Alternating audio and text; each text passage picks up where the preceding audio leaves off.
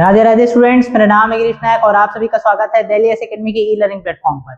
हमारे 30 कदम सीरीज के अंतर्गत इंडियन इकोनॉमी में आज हम लोग देखने वाले हैं जो बजट से रिलेटेड, हमारे बजट से रिलेटेड जो लेटेस्ट हमारे पास डेटा है, उन सारे डेटा के ऊपर हम लोग आज बात करने वाले हैं। और उसमें हमारा सबसे पहला क्वेश्चन है, what is the total estimated expenditure of the financial year 2025-26 2025-26 के लिए हमारा कुल अनुमानित खर्च कितना है, ऐसा पूछ रहा है। तो 45.03 लाख करोड़, 48.20, 50.65 और 55.10 लाख करोड़ रुपीज। तो हमारा राइट आंसर होगा 50.65 लाख करोड़ रुपीज। ये वाला वीडियो जो हम लोग देखने वाले हैं, इस वाले वीडियो में पूरा डेटा ही डेटा है और एकदम लेटेस्ट डेटा को यहाँ पर यूज किया गया है हमारे द्वारा। तो आप लोग यहाँ पर एकदम यहाँ पर जो एकदम इंपॉर्टेंट डेटा है उन सारे को एकदम अच्छे से याद करके रखेंगे, सारे के सारे एग्जाम के लिए बहुत इंपॉर्टेंट है। अगला क्वेश्चन है हमारे पास, the fiscal deficit target for financial year 2025-26 has been set at, ठीक है, कितना लक्ष्य, ठीक है, 2025-26 के लिए राजकोषीय घाटे का लक्ष्य कितना है। तो जीडीपी का 5.1%, जीडीपी का 4.8%, जीडीपी का 4.4% या फिर 3.0%। तो हमारा राइट आंसर होगा option number C. Option number C, हमारा जीडीपी का 4.4% जो है हमारा राजकोषीय घाटा होगा, इससे ज्यादा ना हो इस बात का हम लोग टारगेट बना के रखे हुए हैं। अगला क्वेश्चन है हमारे पास, वित्त वर्ष 2025-26 के लिए अनुमानित nominal GDP growth rate. Nominal हम लोग कितना मान के रखे, देखिए भाई हमारे पास क्या रहता है, एक नॉमिनल जीडीपी ग्रोथ रेट होता है, एक नॉमिनल ग्रोथ रेट होता है और एक हमारे पास रियल ग्रोथ रेट रहता है। ये दो चीज रहता है। तो नॉमिनल और हमारा जो रियल है, उन दोनों में अंतर अगर हम लोग समझने की कोशिश करें तो रियल क्या रहता है, जब हमारे पास आधार वर्ष से हम लोग कंपेयर करके अगर हम लोग के पास डेटा आता है ना, तो उसको हम लोग रियल ग्रोथ रेट या फिर रियल जीडीपी बोलते हैं। और अगर हम लोग जो प्रीवियस ईयर रहता है उसके आधार पर अगर हम लोग कैलकुलेट करते हैं ना, तो उसको हम लोग नॉमिनल काउंट करते हैं। तो हमारे पास क्वेश्चन के अकॉर्डिंग आंसर दीजिएगा, क्योंकि यहीं पर छोटा छोटा गलती हो जाता है। हम लोग को जनरली दिखाई देते रहते हैं रियल ग्रोथ रेट, बट हमारे पास हमारा नॉमिनल को भी पूछता है। तो हमारे पास ऑप्शन क्या क्या दिया हुआ, 7.5, 9.2, 10.1 और 12.5। तो हमारा राइट आंसर क्या होगा, ऑप्शन नंबर सी, 10.1%। हमारा अगला क्वेश्चन है, सरकार का लक्ष्य मार्च 2031 तक अपनी बकाया देनदारियों को जीडीपी के कितने परसेंट तक कम करना है। कितना परसेंट तक हम लोग कम करना चाह रहे हैं भाई, 40%, 45%, 50% और 55%। तो ये भी हमारे पास इंपॉर्टेंट डेटा है, 50% हमारा राइट आंसर है, याद रखेंगे। अगला क्वेश्चन है हमारे पास, वित्त वर्ष 2025-26 के लिए टारगेटेड रेवेन्यू डेफिसिट कितना है। कितना हम लोग टारगेट रखे हमारे रेवेन्यू डेफिसिट के लिए, हमारे राजस्व घाटा कितना होगा। एक होता है हमारे पास राजस्व घाटा और एक होता है हमारे पास रेवेन्यू वाला सेक्शन रहता है और एक हमारे पास पूंजीगत वाला रहता है, ठीक है, पूंजीगत वाला रहता है, कैपिटल डेफिसिट होता है। तो यहाँ पर हमारे पास रेवेन्यू डेफिसिट का हमारा कितना परसेंट हम लोग मान के चले, 1.5% तक हम लोग मान के चले हैं, ये रहेगा। तो हमारा राइट आंसर होगा ऑप्शन नंबर बी। अगला क्वेश्चन है, 2025-26 के लिए नए टैक्स सिस्टम के तहत अब कितनी इनकम पर टैक्स नहीं लगेगा। कितनी इनकम में हम लोग अब टैक्स लगाने वाले हैं, ये बोल रहा है 3 लाख, 4 लाख, 5 लाख और 7 लाख। तो राइट आंसर होगा हमारा option number B, 4 lakh. Option number B हमारा राइट आंसर है। अगला क्वेश्चन देखते हैं हम लोग, नए स्लैब सिस्टम में 12 लाख से 16 लाख की इनकम ब्रैकेट के लिए टैक्स रेट क्या है।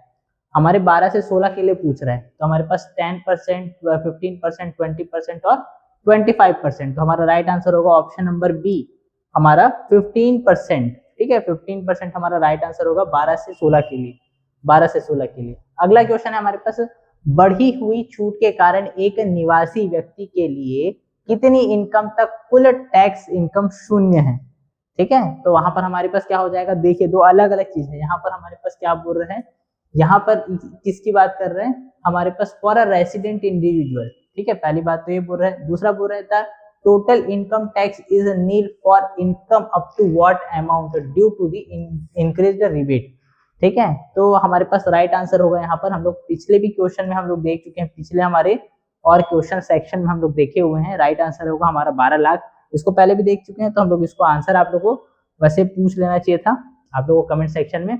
अगला क्वेश्चन है हमारे पास, न्यू रेजिम में 24 लाख से ज्यादा इनकम पर लागू सबसे ज्यादा टैक्स रेट क्या है। सबसे ज्यादा कितना टैक्स है, तो हमारा 30% सबसे ज्यादा है। अब अगर बोलेंगे कि 30 प्लस 10% और होता है सर किसी किसी में, तो 10% और जो रहता है ना, वो हमारा सरचार्ज रहता है, वो एक्स्ट्रा टैक्स लिया जाता है एक एक पर्टिकुलरली लिमिट के बाद, जैसे पहले था हमारे पास 1 करोड़ के बाद हम लोग एक्स्ट्रा 10% लगाते थे, तो हमारे पास, लेकिन एक बेसिक अगर हम लोग बात करें यहाँ पर क्या बोल रहे हैं, सबसे ज्यादा टैक्स रेट कितना है ऐसा बोल रहा है, तो हमारा 30% है। हमारा राइट आंसर 30% ही होगा, 40% नहीं होगा, क्योंकि ये हर कंडीशन में नहीं होता है।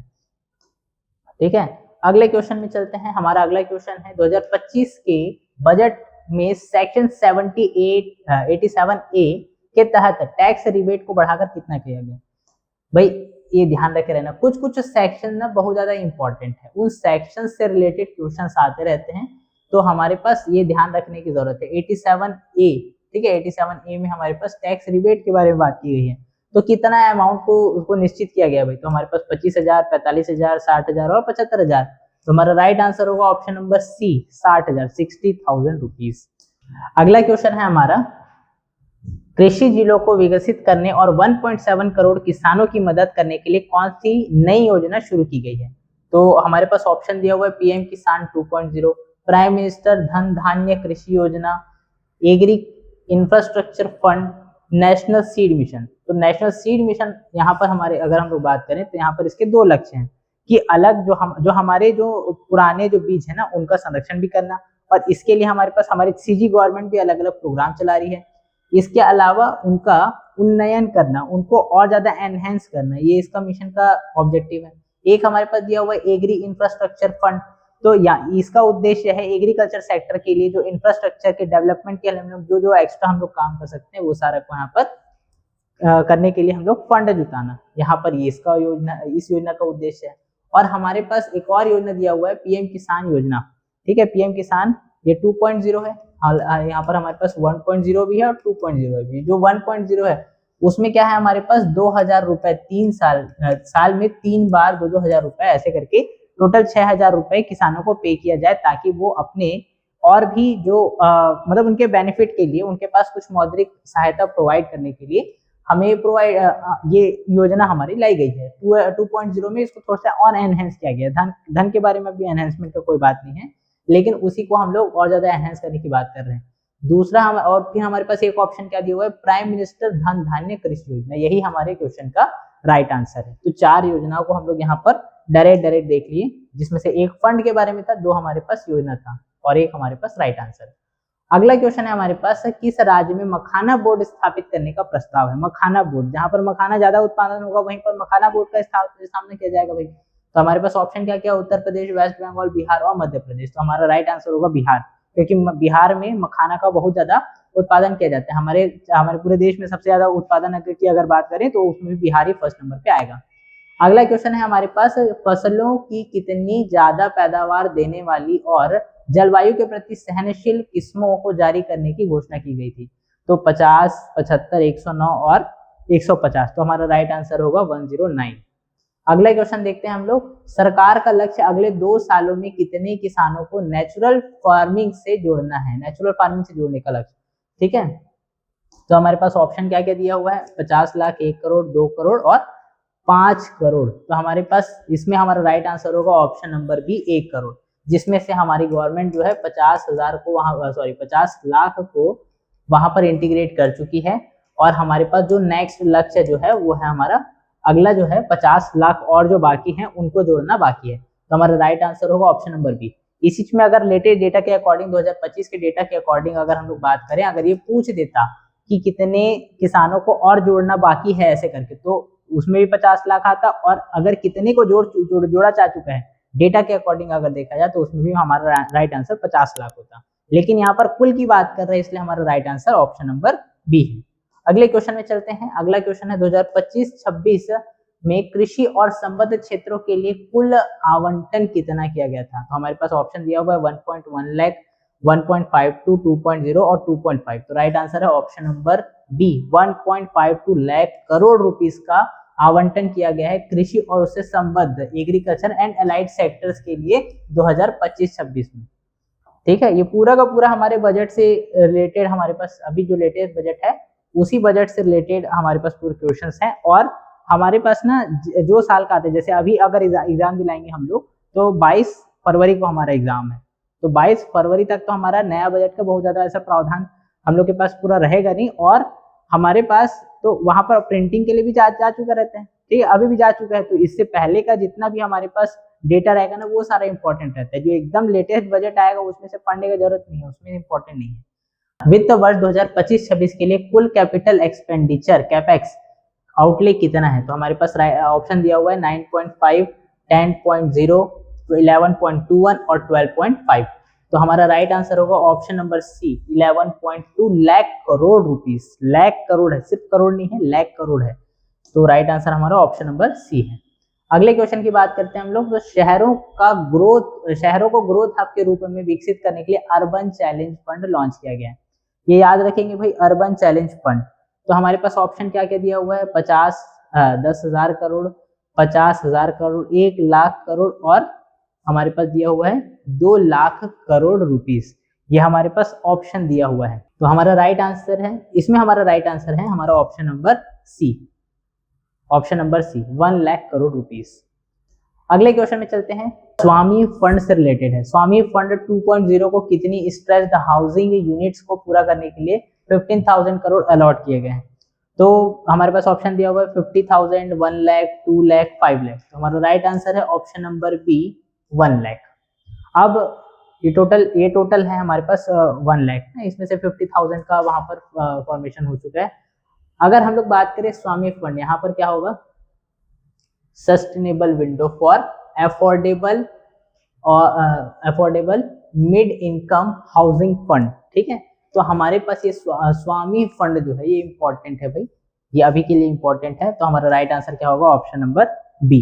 अगला क्वेश्चन है हमारे पास, सोने और चांदी जैसी कीमती धातुओं पर कस्टम ड्यूटी घटाकर कितना किया गया? 10%, 8%, 6% और 2.5%। तो हमारा राइट आंसर होगा 6%, ठीक है। सोना, चांदी, प्लेटिनम भी इसमें काउंट हो जाता है। अगला हमारे पास क्या है? Maritime development fund. Maritime development fund जहां पर हमारे पास मरीन एरिया वहां पर होगा, ठीक है। तो ये क्यों किया गया? Has been proposed for which purpose, किस पर्पस के लिए? To build luxury cruise ships only, नहीं, जहां ओनली आ गया मतलब खत्म बात।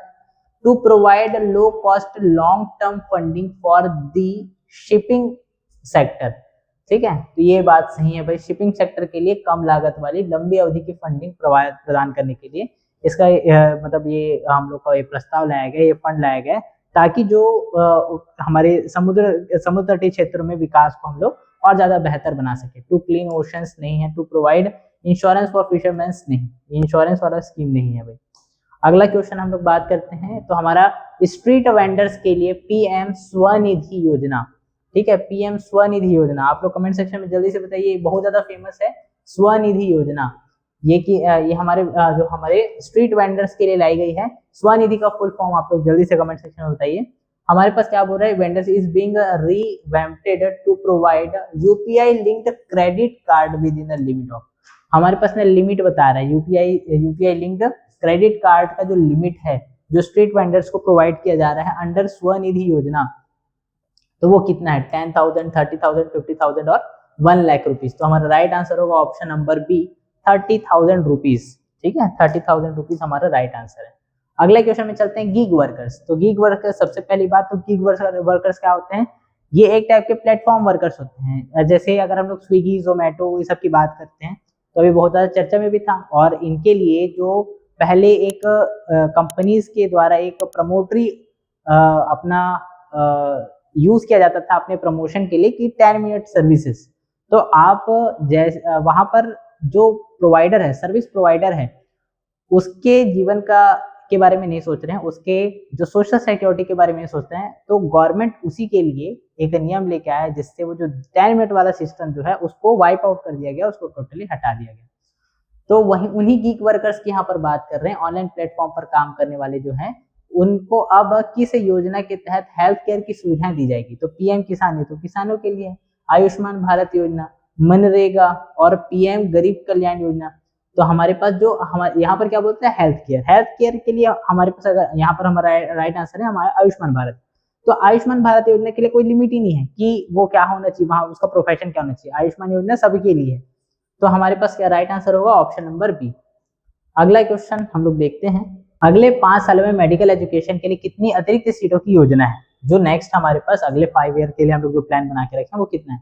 10,000, 50,000, 75,000 और 1 लाख। हमारा राइट आंसर होगा ऑप्शन नंबर सी, 75,000 हम लोग नए सीटों के बारे में विचार कर रहे हैं। अगला क्वेश्चन है हमारे पास, बजट में बताए गए ज्ञान भारतम मिशन का फोकस किस चीज पर है? ज्ञान भारतम मिशन, ज्ञान की बात आ गई मतलब यहाँ पर नॉलेज से रिलेटेड होगा। तो हमारे पास ऑप्शन क्या कहती है? Digital language books and higher education, ठीक है, डिजिटल भाषा की बुकें और किताबें और उच्च शिक्षा, अंतरिक्ष अन्वेषण, ग्रामीण विद्युतीकरण, खेल प्रशिक्षण। ट्रेनिंग भी हालांकि हमारे ज्ञान से रिलेटेड हो जाती है, लेकिन ज्ञान का डायरेक्ट कनेक्शन नहीं है यहाँ पे। स्पेस एक्सप्लोरेशन में भी यहाँ पर भी हमारी ज्ञान की बात होती है। हम लोग स्पेस एक्सप्लोर क्यों कर रहे हैं? ज्ञान के लिए। तो ज्ञान एक ऑप्शन है वहां पर, लेकिन यहाँ पर अगर हम लोग डिजिटल लैंग्वेज बुक्स की बात करें तो इसका डायरेक्ट हमारे एजुकेशन सिस्टम से इसका संबंध हो जाता है। तो हमारा राइट आंसर होगा option number A, digital language books and higher education. क्या होता है कभी कभी ना हमारे पास जो योजना रहती है ना, उसके डायरेक्ट मेन सेगमेंट को या फिर मेन थीम को या फिर मेन पॉइंट्स को, केंद्रीय भाव को ये लोग को क्वेश्चन पूछ देता है। तो हमारा राइट आंसर ऑप्शन ए है। अगला क्वेश्चन है हमारे पास, महिलाओं को SC ST पहली बार एंटरप्रेन्योर के लिए एक नई योजना के तहत टर्म लोन कितना मिलता है? कितना हम लोग टर्म लोन का प्लान कर रहे हैं, कितना उनको दिया जाएगा SC ST के लिए स्पेशली? तो हमारे पास ऑप्शन है हमारे पास 50 लाख, 1 करोड़, 2 करोड़ और 5 करोड़। तो हमारा राइट आंसर होगा ऑप्शन नंबर सी, 2 करोड़ रुपए। अगला क्वेश्चन है हमारे पास 26, अपडेटेड ITR फाइल करने की समय सीमा बढ़ा दी गई है। बिल्कुल बढ़ा दिया गया भाई, कितना रख दिया गया? तो 4 वर्ष कर दिया गया है। ये एकदम अच्छे से याद रखने की जरूरत है। जो हमारे कमर्शियल लेवल पे जो काम कर रहे हैं, कमर्शियल पर्पस में या फिर कमर्शियल सेक्टर में जो काम कर रहे हैं, उनके लिए बहुत ज्यादा राहत की बात है। 4 साल हमारा को कर दिया गया है। अगला क्वेश्चन दिया हमारे पास, किराए पर TDS की सालाना लिमिट 2.5 लाख रुपीज से बढ़ाकर कितनी कर दी गई है? ठीक है, किराए पर TDS की सालाना लिमिट जो है उसको कितना कर दिया गया है? 4 लाख, 6 लाख, 8 लाख और 10 लाख। तो हमारा राइट आंसर होगा ऑप्शन नंबर बी, 6 लाख रुपए। अगला है हमारे पास, रेमिटेंस पर सोर्स पर टैक्स, ठीक है, tax collected at source TCS on remittance has increased to, ठीक है, 5 लाख, 7 लाख, 10 लाख और 15 लाख। तो हमारा राइट आंसर होगा option number B, 7 lakh, 7 lakh rupees. नहीं, सॉरी, इसका राइट आंसर होगा option number C, 10 lakh rupees. 10 lakh rupees right answer है। अगला क्वेश्चन है हमारे पास, which bill will be introduced to decriminalise over 100 provisions across multiple laws to improve ease of doing business? Finance bill 2.0, Jan Vishwas bill 2.0, GST reform bill और digital India. तो हमारा right answer option number B, Jan Vishwas bill. ये बहुत ज्यादा चर्चित भी था और विवादित भी था, तो इसको याद रखेंगे भाई। इसके अलावा भी बाकी सब इंपॉर्टेंट है। GST रिफॉर्म बिल ये बहुत ज्यादा इंपॉर्टेंट है। यहाँ पर हम लोग इसको न्यू जनरेशन GST रिफॉर्म बोला गया। बहुत सारे प्रोडक्ट्स में से GST में कमी की गई, जिसके कारण वस्तुएं बहुत ज्यादा सस्ती हुई और उसका प्रभाव हम लोग को मार्केट में डायरेक्टली दिखाई दिया। अगला क्वेश्चन है हमारे पास, इन द बजट 2025-26 रूपी गोज टू, ठीक है, चार्ट जो है, जो एक चार्ट के बारे में बात कर रहे हैं जो हमारे बजट में दिया हुआ है। विच item accounts for the largest share, सबसे बड़ा शेयर किस क्षेत्र का है? तो states share of taxes, interest payments, defence और सब्सिडीज। तो 25% जो है ना हमारे पास टोटल रुपीज का जो है इंटरेस्ट पेमेंट में निकल जाता है, ठीक है, इसी बात को डिनोट करने के लिए। और इस चार्ट में अलग अलग और कहाँ हमारा रुपी कहाँ पर किस किस फॉर्म में खर्च किया जाता है, उन सारी चीजों के बारे में डिस्क्रिप्शन दिया हुआ है। तो हमारा right answer option number B है। तो इस तरह से हमारे 30 क्वेश्चन यहाँ पर कंप्लीट होते हैं और इसी तरह के क्वेश्चन के लिए हमारे साथ बने रहिए। धन्यवाद।